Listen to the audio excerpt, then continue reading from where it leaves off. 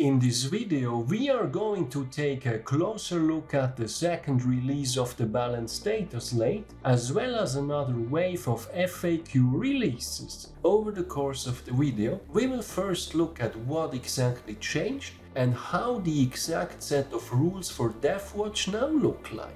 In the second part, we will then discuss how to move forward with Deathwatch in the coming months, and I will also share the changes I've been doing to my own Army of Renown list.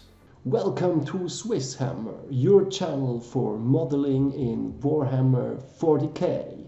My name is Tammer, and I will be guiding you through this video. Back when GW released Chapter Approved 2022, they already hinted at the next quarterly balanced dataslate following in February. What perhaps came as a bit of a surprise is that it would follow this soon, though they already hinted that it would be much less impactful than last time. And that's indeed what happened.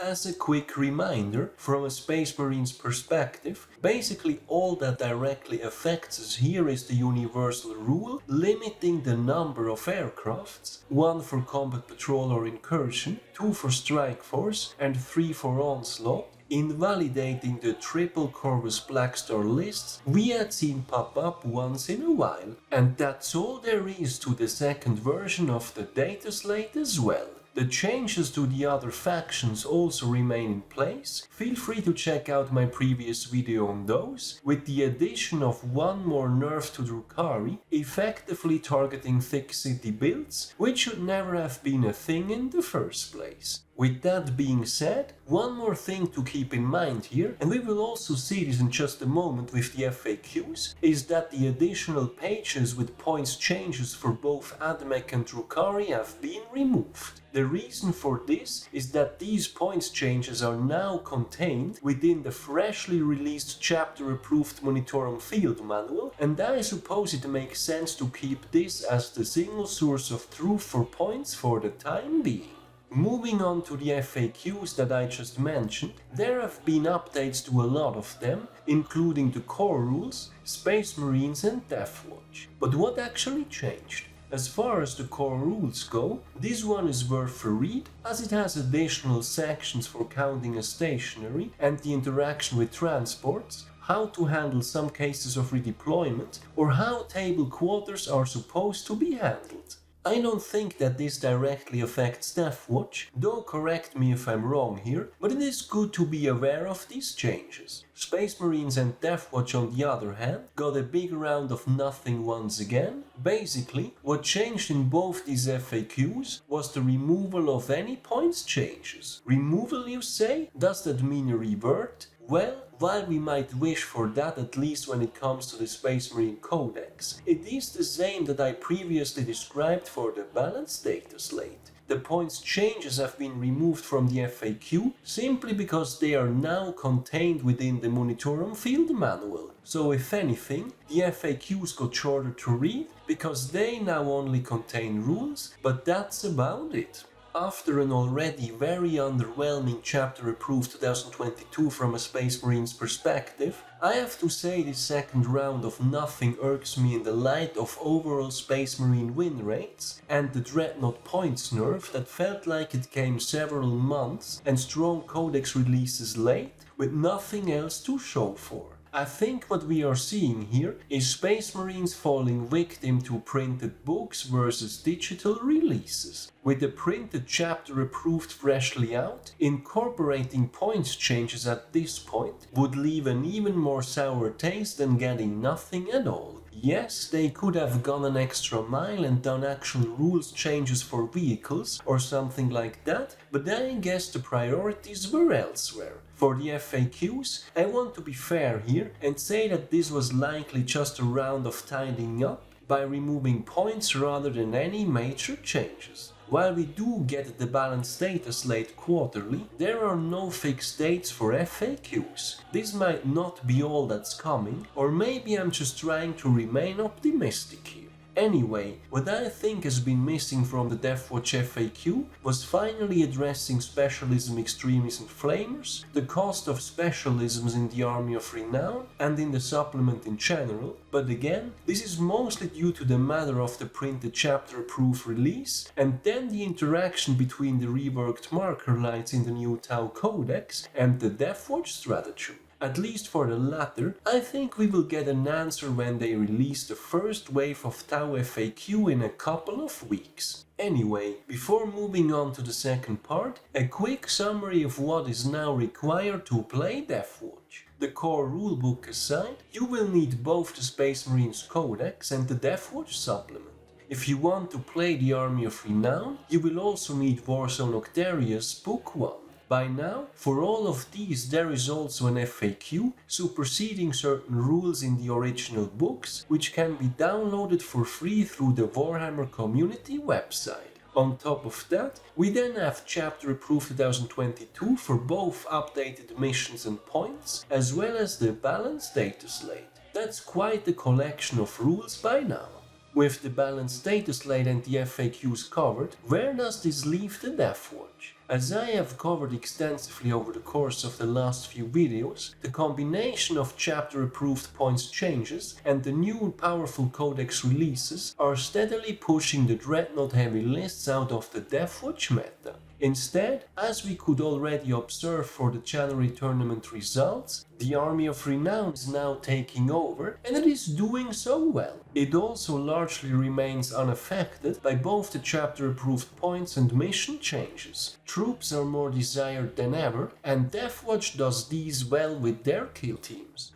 Due to the cost of Space Marine units in general and the mandatory specialisms, the average competitive 2k kill team strike for list does feel a little tight though. The more successful competitive lists run 5 kill teams, all of them require specialisms, which leaves little room for character support, which is an issue in an Army of Renown that is already very restricted in terms of datasheets. Examples of this are for instance the Chaplain on Bike that went up by 10 points, that a Librarian is the only way to get fight first on a kill team after the Sergeant Strat nerf, that Judiciary has always been the only way to get fight last, or that most lists kind of want a Captain or a Watchmaster. Personally, our Army of Renown gives me the feeling of missing roughly 50 points to really do what I want to do. I don't mean this as I want to pack as much overpowered stuff in a list as I can, but rather that if I want to run 5 kill teams, I will no longer be able to run them as effectively as I would want them to be, and in turn if I only run 4, I end up having to take too much optional stuff that isn't doing enough with the new mission setting.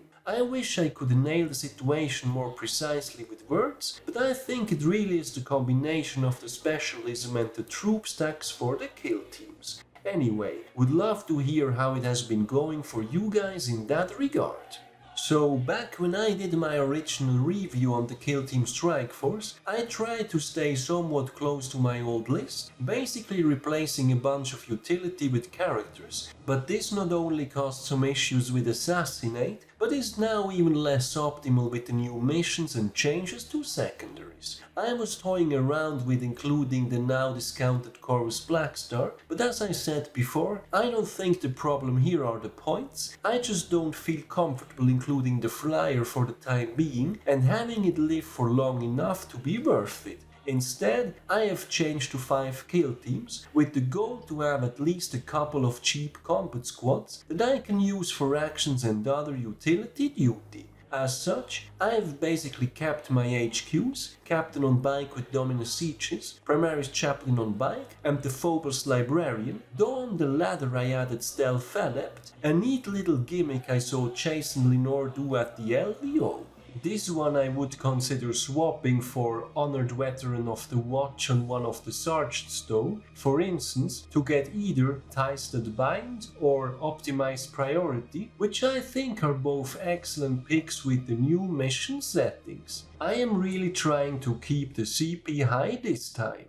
Then for troops, I kept the Fortis kill team with Assault Hellblasters and the Indomitor kill team, Though here I now run 3 Boltstorm Aggressors and 2 Bolter Inceptors, I would also have gone for 4-1 instead of 3-2, but in the end I needed the 5 points. With many things in this list, if you are thinking that something is missing, it's because of points. I then also run a pretty minimalistic Spectre's kill team, 5 snipers and 5 infiltrators. Again, I would have loved to pack a Helix Gauntlet or add a Las Fusil, but points didn't allow. These are usually combat squad, spreading the eliminators 4-1, primarily to get 2 deep strike denial bubbles, and the 5th eliminator is only 1 point above an infiltrator anyway. Then I have 2 Proteus kill teams. One is very much inspired by Michael Costello, so not much to say about this one, other than me loving the fact that he came up with this all these months later, and now we see it in so many lists. The second is then a more classic setup again, cheap shotgun wets, as well as 3 bikes, a Terminator and a Black Shield.